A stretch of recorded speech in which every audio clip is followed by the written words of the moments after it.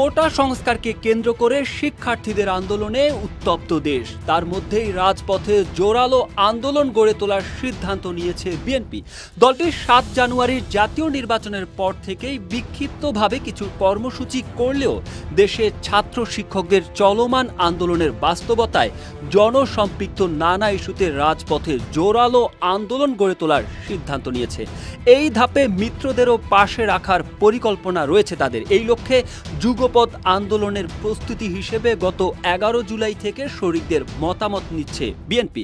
প্রত্যাশার পারদ তুঙ্গে তুলে গত বছরের 28 অক্টোবর ঢাকায় যে মহাসমাবেশ ডেকেছিল বিএনপি তা লক্ষ্যে না এগিয়ে নির্বাচন বয়কটের মধ্য দিয়ে বয়ে আনে প্রচণ্ড হতাশা।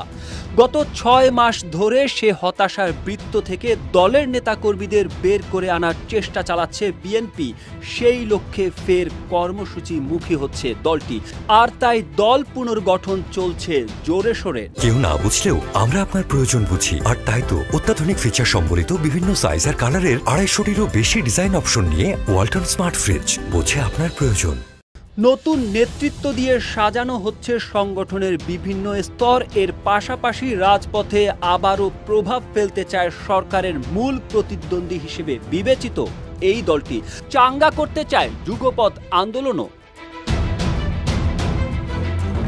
বেগম খালেদা জিয়ার নিঃশর্ত মুক্তিসহ 5 ইস্যুতে শিগগিরই আসছে এক গুচ্ছ কর্মসূচি।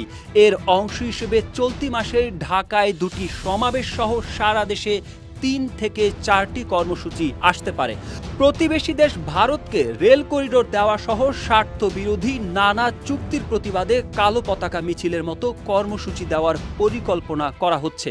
গত শনিবার বিএনপির হাইকমান্ডকে দলের যুগ্ম মহাসচিব ও সাংগঠনিক সম্পাদকরা এমন এক গুচ্ছ কর্মসূচির প্রস্তাব দিয়েছেন। আজ রাতে দলের স্থায়ী কমিটির বৈঠকে এসব কর্মসূচি চূড়ান্ত হওয়ার কথা রয়েছে।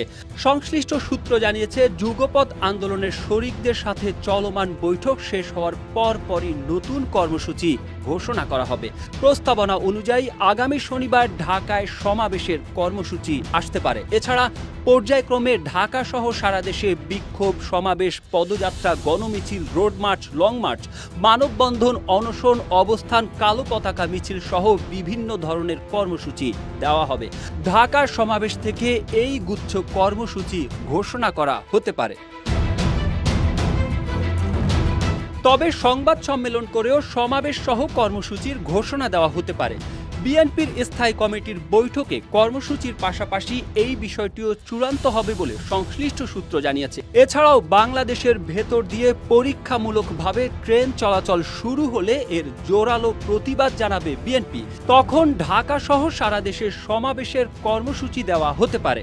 আগামী 2-1 দিনের মধ্যে শরিকদের সঙ্গে বৈঠক শেষ করবে বিএনপি। ইতোমধ্যে গণতান্ত্রিক বাম ঐক্য, NDM, Gonoforum Bangladesh peoples party, labour party, জাতীয়তাবাদী সমমনা জোট, এলডিপি, গণ অধিকার পরিষদ, নূর ও 12 দলীয় জোটের সাথে বৈঠক করেছে প্রধান শরিক বিএনপি।